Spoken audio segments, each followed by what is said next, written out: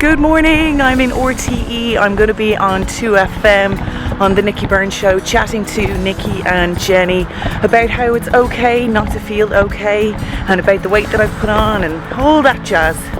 Nicky Byrne has always been really supportive of me and my journey and, you know, my book and everything. Love him, he's just the best. And Jenny too, obviously, but I've only met her once.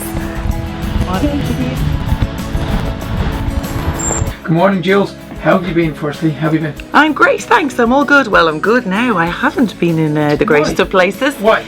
Well, as you said, I lost 9 stone and you know me and my life, I share everything about it and the whole weight loss journey that I have been on, which is a dramatic one. What I'm talking about now is what happened to me is that last year I was just under a massive amount of stress.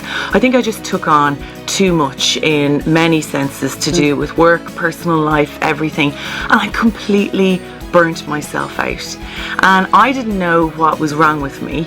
And I was saying there, like, you know, the last time I was in here it was just before Christmas, and I remember kind of thinking, even being in here and just going, I'm happy out and everything, but like I'm really not feeling myself. And it's very hard to describe it because actually what I was diagnosed with is depression and anxiety, and I hate the word like depression, it just sounds awful, depression, you know, but that's actually the clinical term of like, you know, what I've been going through. It came on gradually until there was like good days and bad days, and then there just became more bad days than good days, and I was like, right, something is really wrong here. It's like the lights are on but nobody's home, and if I'm not feeling like myself I need to do something about it. So I went to see my GP, and that was the best move that I ever made, reaching out for help. And you know, like depression and anxiety affects 1 in 4 of us. Like there's so many people who are listening right now. I'd say people don't even know they've experienced anxiety or depression. And there's of course, like, you know, all different levels of it. And you know, 1 in 4 is a quarter of the country, and so the reason why I'm talking about it is because it is okay not to feel okay. So we just talked about it, and just talking about it massively helped, and then giving it a diagnosis and just saying, right, okay, this is what's wrong. It's a chemical imbalance going on in my body that can be rectified. Best thing I ever did, along with some other different therapies and helping myself de-stress and relax. And the difference in me already, and it's just a couple of months into it, I feel like I'm back. I feel like my spirit is back in my body, like I've got my twinkle back in my eye, and it's like going, you know, that whole thing as I described it, the lights are on but nobody's home, and now the lights are back on, and I'm like, oh, here we go, it can be me again. Just had no motivation, no mojo, as I said, like it was just like I couldn't be bothered doing anything, and I was there going, this is so not me. And it was a really, really confusing time of just feeling so lost and just out of sorts and going, how can I be, like, how can I go from one thing to the other? It was just really strange. There's a good analogy to kind of describe it for anybody who is, you know, has somebody in their family or friends or whatever who's suffering from depression. The way that I describe it is, imagine if somebody was asthmatic and they were having an asthma attack, and somebody was to look on at the asthma attack and say to them, well, listen, there's loads of air around you, why don't you just breathe it?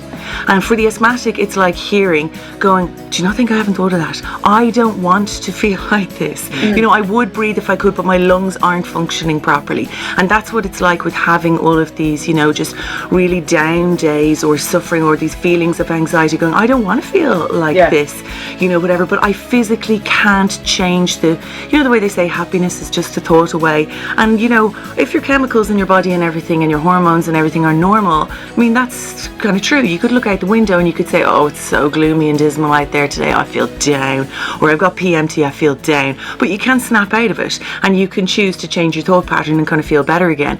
When you are suffering from this chemical imbalance, you physically can't get out of those terrible feelings. It's like if I was to say that I'm a really strong swimmer and I was swimming in the sea and I got caught in a current and I was battling against this current, even though I'm a really strong swimmer. If somebody on the shore was to say, why don't you try swimming, Jules? I'd be there going, do you not think I haven't thought of that? I'm trying here, but this current, like, I don't want to drown, but this current has got me. So for me, getting help has meant that this current has now subsided, which means that I can now tread water by myself and I can actually swim to shore and I can go, oh, okay, I can get myself back again. And once you find the way, whatever the way is, if it's going to the GP, if it's starting gymming it, because that obviously helps too. that must feel like you've just, to use the drowning scenario, just feels like you've got on a boat. Oh yeah. Because you're like, I'm away now. Look at you. I'm very impressed with that. Yeah, lifesaver. That's exactly what it's like. It's like David Hasselhoff has basically swum out and he's like, hey Jules, come on, we're bringing it to shore. It's grand now.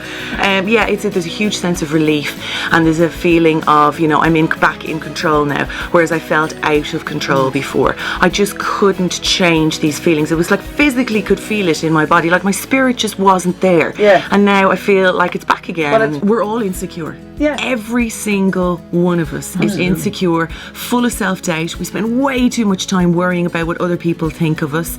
And if we could all kind of remember that, wouldn't it be great? Yeah. We're all vulnerable. Like, and this is why I'm talking about all my stuff as well, going, I'm only human. I'm not a robot. 2FM, sun shining, all down the window and seeing. Oh, brilliant. Thank you so much, guys. That was great. Thanks a mil.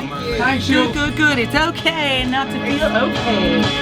Thanks so much for your endless support. You guys are always the best.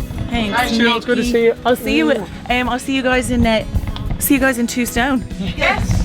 There you go. See ya. So Nicky Byrne Show on 2FM done. Nikki and Jenny are just amazing. They've been so incredibly supportive of me and my journey. And their producer Speedo. I love those guys. I've got my meal prep here with me in the car because this is what it's all about, bringing the food with you wherever you go.